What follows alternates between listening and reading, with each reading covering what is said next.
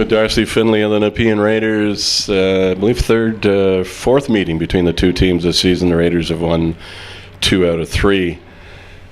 At the onset of this season, you had high aspirations of bringing the Raiders back into the mix. How has the season gone?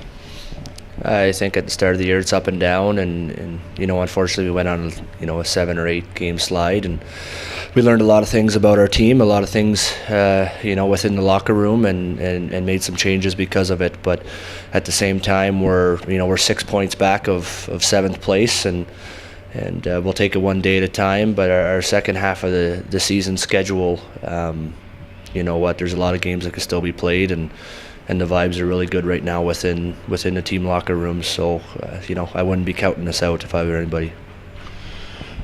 No, and that was the case last year where you got into the playoffs at the end when you'd played a lot of games and you guys did the job. And again, this is the 4th game between the two teams. The last time you guys were here, you played a pretty good road game. You got some great goaltending, but you hung around in that game. Great resilience. You're down a goal at the end of 40 minutes. You pull it out with 2 in the 3rd. Yeah, we've had some great games against Brockville the last 2 years, and it's a great place to play on a Friday night, so our guys always enjoy coming here and jumping on the bus. And I think, like you said, we were resilient, and that's what we're trying to put into our players, is be relentless all the time and tough to play against, and you got to show up every day, whether it's practice or a game. So I think our guys are doing a great job of that as of late. They're starting to understand the process. We've got a lot of rookies on our team, a lot of first-year guys to the league, and it took them until December 1st to start gelling and to really understand what it takes on a daily basis. But we're very happy with our locker room and the way they produce every day, especially the last couple of weeks. A lot of bright spots, and one of the bright spots, just talking to somebody I wanted to talk to for a while, the veteran Cory Tam, your captain. What can you say? What words about Cory? I always tell everyone, you don't know if he's mad or happy. You'll never know if he's ticked off at the coaching staff and at the team, and that's the way a leader should be. They just go out, they do their job every day. They're extremely reliable. With Cory, you're not going to get anything fancy. He's just going to play the game the way it should be played, and very tough to play against. Capitalize on the chances offensively when they're there. But he's one of those kids that have understood the game from day one. He understands what it takes to play at this level every day, and he can play at the next level. And his size aside, that's what everyone says is his size. Well, his size doesn't matter, because the size of his heart's bigger probably than anybody in the league. Great mobility, and another bright spot, obviously, the evolution in goals. Liam Souliere, he was great here last time. Looks like he's really coming into his own, Darcy.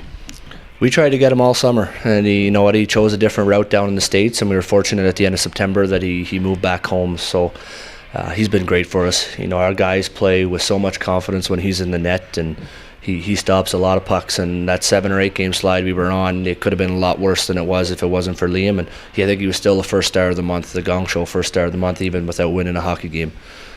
So he's been great. We're resting him tonight, but there's nothing but great things to say about him. And he's a young goaltender that's going to have success in this league for a long time. You have moved some personnel around. Yeah, we moved our 2 top scorers a few weeks ago. We established a plan last year to rebuild, to have a 3-year plan, and things just weren't working out. So with guys that have been around for that whole period of time, if it's not working, it's time to move on. And we gave Bellick an opportunity as a 97 to play on a top 4 team at this point in time, and Malcolm, although he's a 98 and can still come back next year, like I said, if it's not working for us, then we got to change things up. And we're still very happy with the core guys that we have, and our plan hasn't changed, and we're going to do damage again this year, and then next year's year 3 of 3, and we'll go from there. But we thought they were necessary changes, even if they were our 2 top guys statistically. We're still moving forward, and we're still very happy with our locker room. Darcy, back here at the Memorial Centre tonight, what do the Raiders need to do to be successful? I think we just need to be strong between the ears, and the last couple of weeks we've been that way. We're starting to play for each other, which is the most important thing. We talk about it all the time. Anybody can win on any given night in this league. It really depends who shows up, and for a few weeks, I didn't feel that we were playing for each other. We weren't playing the right way, and the last 2 weeks, the last few games, you can see the momentum building, the smiles on the kids' faces. They're willing to go out there and sacrifice for each other, and we're having success because of it. So, Randy always said, a team that comes together earliest is going to find the success, and it took us a while to do that. But, I think right now the vibes are good. The guys are playing extremely tough. The guys are starting to play the right way without the puck, and that's all I can ask for. Yeah, you're coming in tonight. You've won 2 in a row, so things heading the right way. Again, thanks very much for doing this. Success moving forward, Darcy. Thank you. Darcy Findlay and the Nepean Raiders.